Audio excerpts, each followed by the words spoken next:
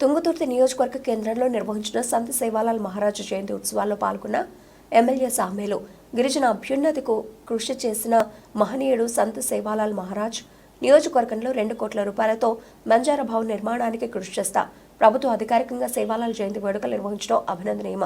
గిరిజనుల సంక్షేమానికి సీఎం రేవంత్ రెడ్డి నాయకత్వంలోని కాంగ్రెస్ ప్రభుత్వం కృషి చేస్తోంది. పెద్ద ఎత్తున ర్యాలీ నిర్వహించిన గిరిజనులు, లంబాడి వేషధారణలు, కోలాట నృత్యాలతో ఆలరించిన గిరిజన మహిళలు సంత్ సేవాలాల్ ఆశయ సాధనకు ప్రతి ఒక్కరూ కృషి చేయాలని పేర్కొన్నారు.